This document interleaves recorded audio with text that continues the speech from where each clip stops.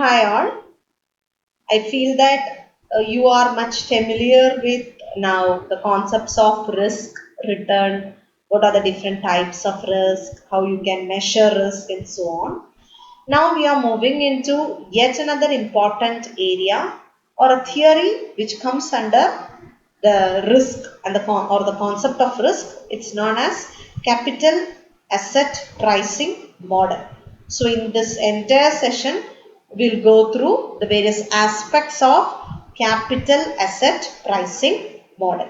അപ്പോൾ നമ്മൾ റിസ്ക് റിട്ടേണിനെ ഒരു കോൺസെപ്റ്റ് നിങ്ങൾക്കൊക്കെ മനസ്സിലായി എന്ന് വിചാരിക്കുന്നു.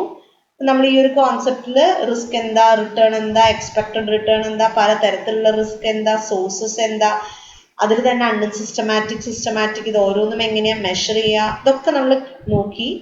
സോ ഇനി നമ്മൾ ഈ ഒരു റിസ്ക് റിട്ടേൺ കോൺസെപ്റ്റിൽ തന്നെ ഇമ്പോർട്ടൻ്റ് ആയിട്ടുള്ള ഒന്നാണ് ക്യാപിറ്റൽ അസറ്റ് പ്രൈസിങ് മോഡൽ. ആ ഒരു പെർട്ടിക്കുലർ തിയറിനെ കുറിച്ചിട്ടാണ് നമ്മൾ ഈ ഒരു സെഷനിൽ ഇനി നോക്കാൻ പോകുന്നത്. Now let's move into capital asset pricing model. So according to the modern portfolio theory, specific risk can be removed or at least it can be mitigated. എന്ന് വെച്ചാൽ അതിൻ്റെ എഫക്റ്റ് കുറയ്ക്കാം. How? Through diversification of the portfolio. അതായത് modern portfolio theory പറയുന്നത്, നമ്മൾ പറഞ്ഞു രണ്ട് തരത്തിലുള്ള റിസ്ക് ഉണ്ട്. You have two types of risk, systematic and unsystematic risk. അതിൽ unsystematic risk is known as diversifiable risk and systematic risk is known as non diversifiable risk. അപ്പോൾ modern portfolio theory പറയുന്നത് risk കുറയ്ക്കണമെങ്കിൽ you have to diversify. The trouble is that diversification still does not solve the problem of systematic risk. അത് diversify ചെയ്യലാണ് risk കുറയ്ക്കാനുള്ള ഒരു മാർഗം. പക്ഷെ എത്ര ഡൈവേഴ്സിഫൈ ചെയ്താലും സിസ്റ്റമാറ്റിക് റിസ്ക് എന്നുള്ള ഒരു സംഭവം കുറയില്ല. Even a portfolio holding all the shares in the stock market can't eliminate that risk. ഒരു സ്റ്റോക്ക് മാർക്കറ്റിലുള്ള എല്ലാ ഷെയർസിനെയും ചേർത്തിട്ടുള്ള ഒരു പോർട്ട്ഫോളിയോ ഉണ്ടാക്കിയാൽ പോലും നമുക്ക് ഈ സിസ്റ്റമാറ്റിക് റിസ്ക് എലിമിനേറ്റ് ചെയ്യാൻ പറ്റില്ല. So therefore when you are calculating return, systematic risk ആണ് actually what is very relevant or important. Capital Asset Pricing Model, CAPM model എന്നാണ് ഇതിന് പറയുക. Describes the relationship between systematic risk and expected return for assets, particularly stock. നമ്മൾ പറഞ്ഞു diversify ചെയ്യാൻ പറ്റാത്ത risk ആണ് systematic risk. ഈ ഒരു സിസ്റ്റമാറ്റിക് റിസ്ക് നമ്മൾക്ക് ഡൈവേഴ്സിഫൈ ചെയ്യാൻ പറ്റില്ല എന്നുള്ളത് കൊണ്ട് തന്നെ അത് അവോയ്ഡ് ചെയ്യാൻ ബുദ്ധിമുട്ടാണ്. ഒരു ഷെയർ മാർക്കറ്റിൽ അവൈലബിൾ ആയിട്ടുള്ള എല്ലാ ഷെയർസ് വെച്ചൊരു പോർട്ട്ഫോളിയോ ഉണ്ടാക്കിയാലും സിസ്റ്റമാറ്റിക് റിസ്ക് ഉണ്ടായിരിക്കും. അതുകൊണ്ട് റിട്ടേൺ, നമ്മുടെ എക്സ്പെക്റ്റഡ് അല്ലെങ്കിൽ ഡിസേർവ്ഡ് റിട്ടേണിനെ ഏറ്റവും കൂടുതൽ ബാധിക്കുന്നത് ഈ സിസ്റ്റമാറ്റിക് റിസ്ക് ആയിരിക്കും.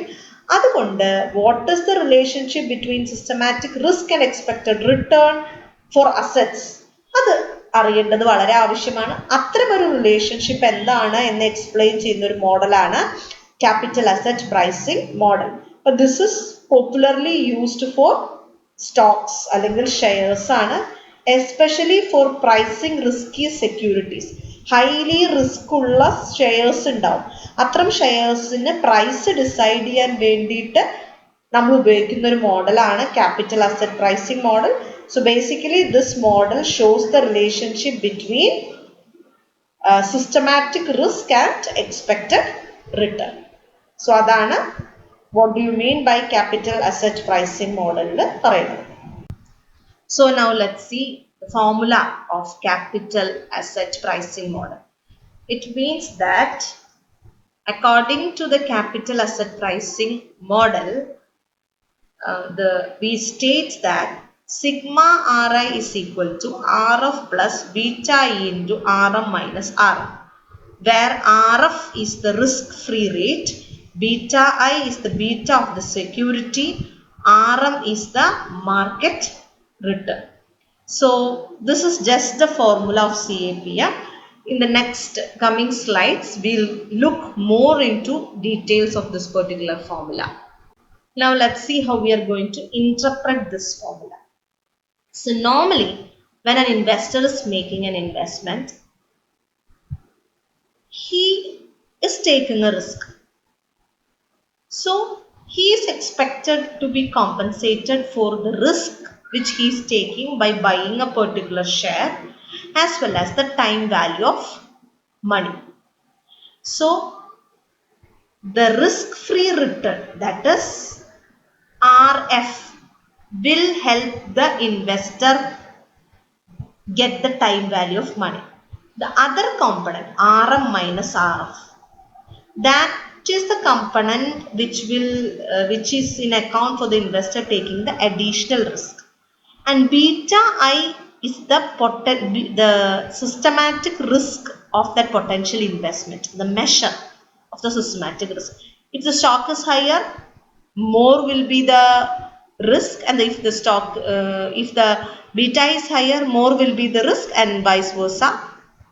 So this is the overall idea about the capital asset pricing model. എന്ന് വെച്ചാൽ ഒരു ഇൻവെസ്റ്റർ ഇൻവെസ്റ്റ് ചെയ്യുമ്പോൾ രണ്ട് തരത്തിലാണ് അയാൾ കോമ്പൻസേറ്റ് ചെയ്യുന്നത്. ഒന്ന്, അയാൾ ഈ ഇൻവെസ്റ്റ് ചെയ്യുന്നത് വഴി അയാൾ ഒരു റിസ്ക് ആണ് എടുക്കുന്നത്, ആ റിസ്കിൽ അയാൾക്ക് ഒരു കോമ്പൻസേഷൻ കിട്ടണം. രണ്ട്, അയാൾക്ക് ടൈം വാല്യൂ ഓഫ് മണി, ₹1 ഇന്ന് പറയുന്നത് ഒരു 10 years കഴിയുമ്പോൾ ആ വാല്യൂ അല്ല, അപ്പൊ ആ ടൈം വാല്യൂ ഓഫ് മണിയിലും അയാൾക്കൊരു പകരം കിട്ടണം. ഇന്ന് നമ്മുടെ കയ്യിൽ ഒരു ₹10, നാളെ രൂപയുടെ മൂല്യം കൂടുകയോ കുറയോ അറിയാതെ നമ്മൾ ഇൻവെസ്റ്റ് ചെയ്യണല്ലേ. So you should get that time value of money as well. അപ്പൊ അങ്ങനെ നോക്കുമ്പോൾ ഒരു ഇൻവെസ്റ്ററിന് കിട്ടുന്ന എക്സ്പെക്റ്റഡ് റിട്ടേൺ RI എന്ന് പറയുന്നത് ഒത്തിരി കമ്പണൻസ് ആയിട്ട് നമുക്ക് ബ്രേക്ക് ചെയ്യാം. അതിൽ RF എന്ന് പറഞ്ഞാൽ ഈ ടൈം വാല്യൂ ഓഫ് മണിക്ക് നമ്മൾ ആ time value of money compensate ചെയ്യുന്നതാണ് ഈ RF. ഈ എക്സ്പെക്റ്റഡ് റിട്ടേണിന് ആ RF മാത്രമല്ല, ഇന്ന് ഇൻവെസ്റ്റ് ചെയ്യണ ₹10 നാളെ ഒരു 2 വർഷം കഴിയുമ്പോൾ അതിന്റെ വാല്യൂ കൂടാം അല്ലെങ്കിൽ കുറയാം. സോ ആ ഒരു ഇതിന് ഇൻവെസ്റ്റർക്ക് പകരം കിട്ടുന്നതാണ് RF എന്ന് പറയുന്ന റിട്ടേൺ. അത് മാത്രം പോരാ, അയാൾ ഒരു റിസ്ക് എടുക്കുന്നുണ്ട് ഈ ഷെയറിൽ ഇൻവെസ്റ്റ് ചെയ്യുന്നത് വഴി. സോ അതാണ് RM മൈനസ് RF. അതിന് അയാൾക്ക് കിട്ടുന്ന റിട്ടേൺ ആണ് RM മൈനസ് RF.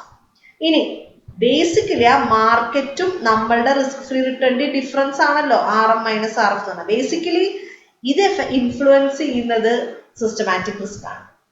നമ്മളുടെ എടുത്തിരിക്കുന്ന സെക്യൂരിറ്റിയുടെ റിട്ടേണും മാർക്കറ്റിന്റെ അവസ്ഥയും ആ ഒരു ഇതാണല്ലോ നമ്മൾ ബീറ്റയിൽ മെഷർ ചെയ്യുന്നത്.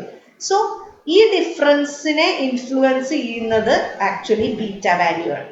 അപ്പൊ ബീറ്റ കൂടുതലാണെങ്കിൽ, ബീറ്റ കുറവാണെങ്കിൽ, ബീറ്റ കൂടിയാൽ റിസ്ക് കൂടുന്നു, ബീറ്റ കുറഞ്ഞാൽ റിസ്ക് കുറയുന്നു. അപ്പൊ ഇങ്ങനെ എക്സ്പെക്റ്റഡ് റിട്ടേണിനെ 2 കമ്പണന്റ് ആയിട്ട് ഡിവൈഡ് ചെയ്യാണ്. ഒരു component time value of money, നമ്മൾ ആ പൈസയുടെ വാല്യൂവിന് കിട്ടുന്നതും, രണ്ടാമത്തത് നമ്മൾ ഇൻവെസ്റ്റ്മെന്റിന്റെ റിസ്ക് എടുക്കുന്നതിന് നമുക്ക് കിട്ടുന്നതാണ്. സോ ഇതാണ് in nutshell capital asset pricing മോഡലിൽ പറയുന്നത്. സോ ദ സ്റ്റോക്ക് ബീറ്റ എന്ന് പറയുന്ന ബീറ്റ സ്റ്റോക്കിനെ, ആ ഒരു റിസ്കിനെ RM മൈനസ് RF എന്നുള്ള മാർക്കറ്റ് പ്രീമിയം ആയിട്ട് മൾട്ടിപ്ലൈ ചെയ്യാം. അങ്ങനെ കിട്ടുന്നതാണ് റിസ്ക്. ബീറ്റ റിസ്കിനെ കൂടി കൺസിഡർ ചെയ്ത് നമ്മൾക്ക് കിട്ടുന്നത്, അത് നമ്മൾ റിസ്ക് എടുത്തതിന് വേണ്ടി കിട്ടുന്ന റിട്ടേൺ ആണ്. പ്ലസ് ടൈം വാല്യൂവിന് നമുക്ക് കിട്ടുന്ന റിട്ടേൺ ആണ് RF. ഇത് രണ്ടിന്റെയും സം ആയിരിക്കും നമ്മളുടെ expected return. So as per this particular asset pricing model, ഒരു investor, a particular investor need to be compensated in 2 ways. One is that he should get the time value of money. Second is that he should be compensated for the risk which he is taking. So അതുകൊണ്ട് തന്നെ expected return is been divided into 2 components. And RF എന്നുള്ളത്, that is the return a particular investor is giving, the particular investor is getting for the investor is getting for the as the time value of money, plus RM minus RF is the market premium, and this premium into the beta risk, which is the systematic risk, will give him the return for which he has taken the risk. So the sum will give the total expected return. എന്ന് വെച്ചാൽ നമ്മൾ 2 തരത്തിൽ compensate ചെയ്യണം ഒരു ഇൻവെസ്റ്ററിനെ. ഒന്ന്, അയാൾക്ക് time value of മണി കിട്ടണം, അതാണ് RF എന്നുള്ളത് വഴി അയാൾക്ക് കിട്ടുന്നത്. പിന്നെ അയാൾക്ക് റിസ്ക് എടുത്തതിന് കിട്ടണം. അതാണ് ബീറ്റ എന്നുള്ള റിസ്ക്കും ഈ difference RM minus market return minus risk ആ ഒരു ഡിഫറൻസ് മാർക്കറ്റ് പ്രീമിയം എന്ന് പറയും. ആ ഒരു ഡിഫറൻസിന് സിസ്റ്റമാറ്റിക് റിസ്ക് കൊണ്ട് മൾട്ടിപ്ലൈ ചെയ്ത് കിട്ടുന്നതാണ് നമ്മുടെ റിസ്ക് എടുക്കുന്നതിന് അയാൾക്ക് കിട്ടുന്ന റിട്ടേൺ. അപ്പൊ ഈ രണ്ട് റിട്ടേണും കൂടി ആഡ് ചെയ്താൽ കിട്ടുന്നതാണ് ആക്ച്വലി എക്സ്പെക്റ്റഡ് റിട്ടേൺ എന്നാണ് ഈ ഒരു പെർട്ടിക്കുലർ മോഡൽ പറയുന്നത്. So this particular diagram shows the graphical representation of CAPM model. So you have expected risk in the x-axis, expected return in the y-axis. So for every security or every share, risk-free return is a must. Every share, irrespective of how much risk you take or not, you will get that time value, the risk-free rate or the return we are getting for the time value. So from that particular value onwards, different assets have a different risk return combination. So if you are plotting a graph showing various combinations of risk and return, you will get a straight line, and that straight line is known as capital market line or security market line. An ideal portfolio with proper risk expected return combination will lie in this market, in this particular line. But normally you don't have such an ideal market portfolio. Rather, you can just discover an area, and those portfolios which suit into that area are seem to be efficient. So you call it as efficient 4 in here, and all other areas above that becomes the area for an inferior portfolio or an individual assets, and you don't prefer to invest. എന്ന് വെച്ചാൽ നമ്മളിപ്പോൾ ഇതിൻ്റെ ഒരു graphical representation ആണ് CAPM മോഡലിൻ്റെ. നമ്മളൊരു expected റിസ്ക്കും expected റിട്ടേണും കൂടിയിട്ട് ഒരു graph വരയ്ക്കുകയാണ്. ഏതൊരു ഷെയറിനായാലും ആ റിസ്ക് ഫ്രീ റിട്ടേൺ എന്നുള്ള സംഭവം കിട്ടും. നമുക്ക് ടൈം വാല്യൂ ആണ്, നമ്മളുടെ മണിയുടെ ടൈം വാല്യൂവിന് കിട്ടുന്നതാണ്. So that obviously you will get. അതിനുശേഷം എത്ര കൂടുതൽ കിട്ടുന്നു എന്നുള്ളത് നമ്മൾ എടുക്കുന്ന റിസ്കിന് പ്രൊപ്പോർഷനേറ്റ് ആയിട്ടിരിക്കും. അത് പല ഷെയർസിനും പലതാണ്. അപ്പോൾ റിസ്ക് റിട്ടേൺ കോമ്പിനേഷൻ അവിടെ തൊട്ട് അങ്ങോട്ടേക്ക് ഡിഫറെൻ്റ് ആയിരിക്കും. അപ്പോൾ പല ഷെയർസിൻ്റെ പല റിസ്ക് റിട്ടേൺ കോമ്പിനേഷൻസ് നമ്മൾ വരച്ച് നോക്കിയാൽ നമുക്കൊരു ഡോട്ട് ഇങ്ങനെ കിട്ടും. ആ ഒരു സ്ട്രേറ്റ് ലൈൻ വരച്ചാൽ അത് ആ ഒരു ലൈനിനെ സെക്യൂരിറ്റി മാർക്കറ്റ് ലൈൻ അല്ലെങ്കിൽ ക്യാപിറ്റൽ മാർക്കറ്റ് ലൈൻ എന്ന് നമ്മൾ പറയും. ആ ഒരു ഐഡിയൽ പോർട്ട്ഫോളിയോ, ആവശ്യത്തിന് റിസ്ക്കും എന്നാൽ ആവശ്യത്തിന് റിട്ടേണും എന്നുള്ള ആ ഒരു ഐഡിയൽ പോർട്ട്ഫോളിയോ എപ്പോഴും ഈ ലൈനിൽ എവിടെയെങ്കിലും ആയിരിക്കും. നോർമലി അങ്ങനെ ഒരു ഐഡിയൽ പോർട്ട്ഫോളിയോ ഉണ്ടാവില്ല. സോ നമുക്കൊരു ഏരിയ മാത്രമേ കിട്ടുള്ളൂ. ആ ഒരു ഏരിയയിലുള്ള നമുക്ക് ആ ഏരിയയിലുള്ള ഒരു പോർട്ട്ഫോളിയോ അല്ലെ ആ ഏരിയയിൽ പെടുന്ന റിസ്ക്കും റിട്ടേണും കിട്ടാവുന്ന ആ ഷെയർസ് നമുക്ക് എഫിഷ്യൻ്റ് ആയിരിക്കും. സോ ആ ഏരിയനെ you call it as efficient frontier. അതിന് എബോ ആയിട്ടുള്ളതാ ഇൻഫീരിയർ പോർട്ട്ഫോളിയോ അല്ലെങ്കിൽ ഇൻഡിവിജ്വൽ അസറ്റ്സ് ആണ്, and you don't prefer to invest. So നമ്മൾ basically capital asset pricing model വെച്ചിട്ട് അതിൻ്റെ ഗ്രാഫിക്കൽ റെപ്രസെൻറ്റേഷനിൽ നിന്ന് ഒരു എഫിഷ്യൻറ്റ് ഫോർ ഇന്ത്യർ വരച്ചെടുക്കാനും എഫിഷ്യൻറ്റ് ഫോർ ഇന്ത്യറിൽ വരുന്ന ഷെയർസും അതിൻ്റെ റിസ്ക്കും വെച്ചിട്ട് നമുക്കൊരു നല്ല പോർട്ട്ഫോളിയോ ഉണ്ടാക്കിയെടുക്കാനും ആണ് നമുക്ക് സാധാരണ ഈ ഒരു മോഡൽ നമുക്ക് ഉപകാരപ്പെടുക. So any portfolio that fits into the capital market line is better than any possible portfolio to the right of that line. അതായത് നമുക്ക് എപ്പോഴും ആ മാർക്കറ്റ് ലൈനിൽ തന്നെ പ്ലോട്ട് ചെയ്യാൻ പറ്റുന്ന രീതിയിൽ ഒരു പോർട്ട്ഫോളിയോ സെറ്റ് ചെയ്തെടുക്കാൻ പറ്റിയാൽ ഇറ്റ്സ് ഗുഡ്.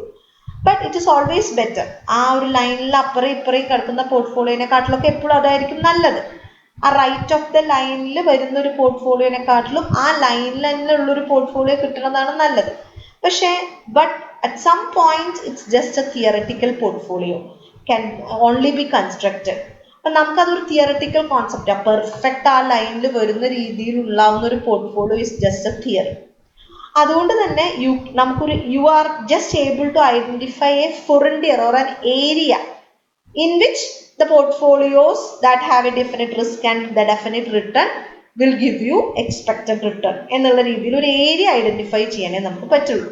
അപ്പം ഇതുകൊണ്ടുള്ള ഗുണം എന്താ വെച്ചാൽ ഈ CML ആൻഡ് എഫിഷ്യൻറ്റ് ഫോർ ഇന്ത്യർ നമുക്ക് ഡിഫൈൻ ചെയ്യാൻ ബുദ്ധിമുട്ടാണെങ്കിലും അതൊരു ഇമ്പോർട്ടൻറ്റ് കോൺസെപ്റ്റാണ് ഇൻവെസ്റ്റേഴ്സിന് കൊടുക്കുന്നത്. അതായത് ഒരു പരിധി വരെ റിസ്ക്കും റിട്ടേണും ട്രേഡ് ഓഫ് ആവും. പക്ഷേ ഒരുപാട് റിട്ടേൺ കിട്ടാൻ ഒത്തിരി റിസ്ക് എടുക്കണം എന്ന് പറയുന്നത് വിഡ്ഢിത്തരമാണ്.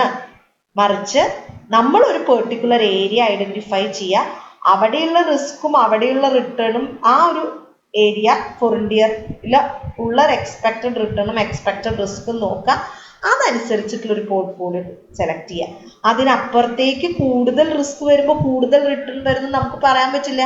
കാരണം എന്താണെന്ന് വെച്ച് കഴിഞ്ഞാൽ ഐഡിയൽ ആയിട്ട് കറക്റ്റ് ഈ ലൈനിൽ തന്നെ ഉണ്ട് എന്ന് പറയുന്ന ഒരു പോർട്ട്ഫോളിയോ വെറും സങ്കല്പം മാത്രമാണ്. അതുകൊണ്ട് അഡീഷണൽ റിട്ടേൺ കിട്ടാനായിട്ട് ടൂ മച്ച് ഓഫ് റിസ്ക് എടുക്കരുത് എന്നുള്ള ഒരു കോമൺ സെൻസ് ഇൻവെസ്റ്റേഴ്സിന് ഉണ്ടാകാൻ വേണ്ടി കൂടി ഹെൽപ്പ് ചെയ്യുന്നതാണ് ഈ capital asset pricing model. So now let's see in nutshell what you have covered so far. See, basically an investor is investing in order to get return. But you cannot be 100% sure about the return, because return you are getting in future. So you just tell it not as return, you just express it as the expected return. Expected return is based upon risk. How much you can expect is based upon the risk. Normally you have two type of risk, systematic and unsystematic. Unsystematic risk is the risk which is applicable to only a particular industry or a company, so it can be reduced by diversification. On the other hand, systematic risk is the risk which is affecting the entire market or the economy, so you cannot diversify it. So it is highly essential you should measure it. You can measure, and it is measured as beta. You have both correlation and regression method to measure beta. Now even coming forward, you will see how relevant the systematic risk is. You don't have a way to, unless and otherwise you could understand the relationship between the expected return and systematic risk, you will not be in a position to select a portfolio which will give a deserved return. So what we will do is we choose the capital asset pricing model, which will give you an understanding about the expected return, understanding about the relationship between the expected return and the systematic return. So according to this particular model, an investor can expect two things for investment which he makes.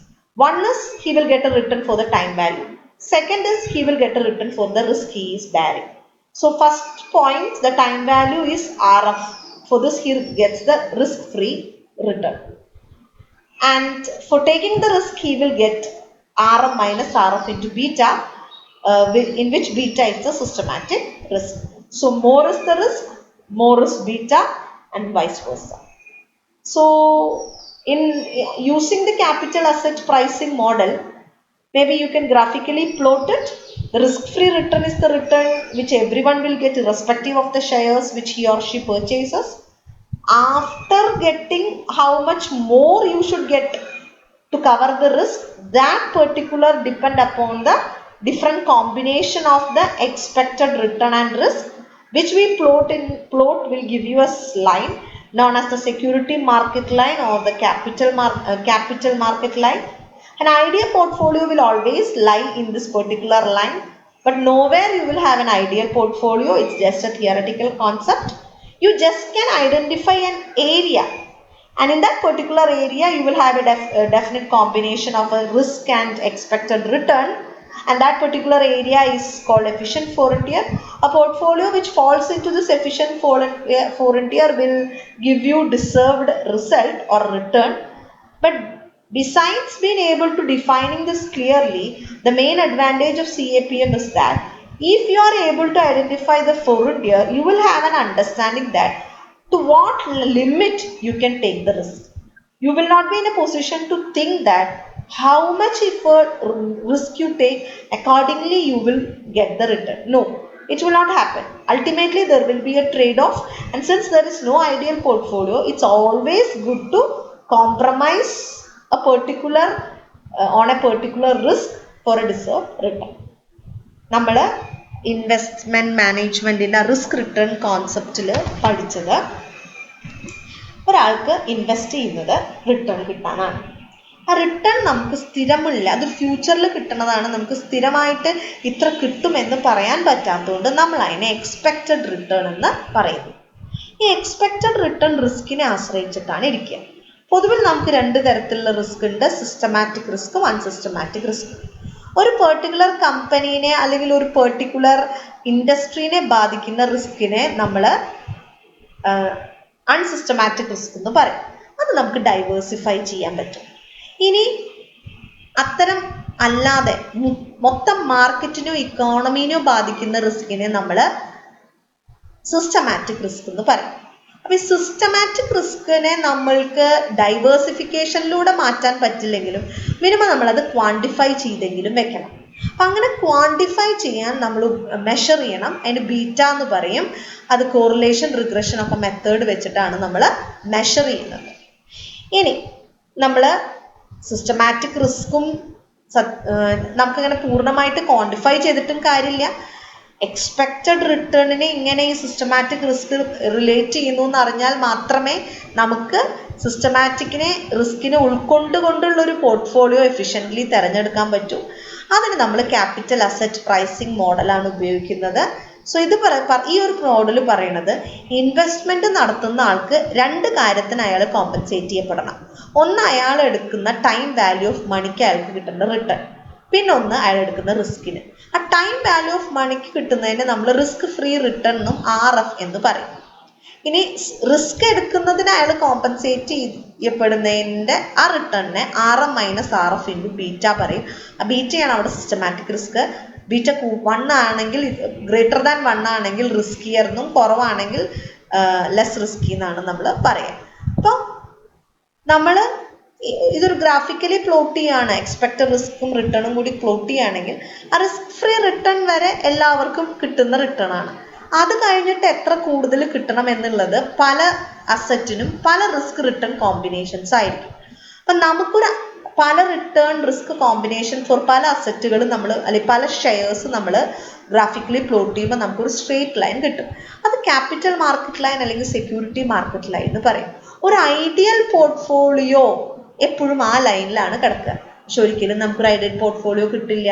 Correct റിസ്ക്കും correct റിട്ടേണും അങ്ങനെ ഒരു portfolio it's A theoretical എന്താ പറയുക സങ്കല്പം മാത്രമാണ്. അപ്പം നമ്മൾ എന്ത് ചെയ്യും? നമ്മൾക്ക് നല്ലൊരു റിസ്ക്കും നല്ലൊരു റിട്ടേണിൻ്റെയും ഒരു കോമ്പിനേഷനിലുള്ള ഒരു ഏരിയ നമ്മൾ ഐഡൻറ്റിഫൈ ചെയ്യും. അതിനെ നമ്മൾ എഫിഷ്യൻറ്റ് ഫോറണ്ടിയർ എന്ന് പറയും. ആ ഫോറണ്ടിയറിൽ പെടുന്ന പോർട്ട്ഫോളിയോ നമുക്ക് സ്വീകരിച്ചാൽ ന്യായമായിട്ടുള്ള റിസ്ക് നമുക്ക് എടുക്കാം, ന്യായമായിട്ടുള്ള റിട്ടേൺ നമുക്ക് കിട്ടുകയും ചെയ്യും. ഇത് കറക്റ്റായിട്ട് നമുക്ക് ഇത്ര റിട്ടേൺ ഇത്ര റിസ്ക് എന്നൊന്നും നമുക്കൊരു വാല്യൂ കിട്ടിയില്ലെങ്കിൽ പോലും ഇങ്ങനൊരു എഫിഷ്യൻറ്റ് ഫോറണ്ടിയർ ഉണ്ടാക്കിയെടുക്കാൻ പറ്റുന്നു എന്നുള്ളതാണ് ഈ മോഡലിൻ്റെ ഏറ്റവും വലിയ ഇമ്പോർട്ടൻസ്. ഇത് ഇൻവെസ്റ്റേഴ്സിന് നൽകുന്ന സന്ദേശം എന്താ വെച്ചാൽ റിസ്ക് റിട്ടേൺ ഒരു ട്രേഡ് ഓഫ് എപ്പോഴും ഉണ്ട്. ഒരുപാട് റിസ്ക് എടുത്താൽ ഒരുപാട് റിട്ടേൺ കിട്ടും എന്ന് വിചാരിച്ചിട്ട് ഒരുപാട് അനന്തമായ രീതിയിൽ റിസ്ക് എടുക്കാതിരിക്കുക. അപ്പം നമുക്ക് അതനുസരിച്ച് റിട്ടേൺ കിട്ടിയെന്ന് വരില്ല. ഐഡിയൽ പോർട്ട്ഫോളിയോ ഇല്ല എന്നുള്ളത് കൊണ്ടും അതുകൊണ്ട് കൂടുതൽ ഹയർ റിസ്ക് എടുത്തിട്ട് മെച്ചമില്ല എന്നുള്ളത് കൊണ്ടും എഫിഷ്യൻറ്റ് ഫോറണ്ടിയറിൽ വരുന്ന രീതിയിലുള്ള ഒരു പോർട്ട്ഫോളിയോക്ക് പറ്റുന്ന റിസ്ക്കും റിട്ടേണും എക്സ്പെക്ട് ചെയ്യുക എന്നുള്ളതാണ് practically sensible for an investor എന്നതാണ് ഈ ഒരു CAPM മോഡലിൻ്റെ ഏറ്റവും വലിയ advantage. So I hope you understood this particular session. Hope it was interesting. Thank you.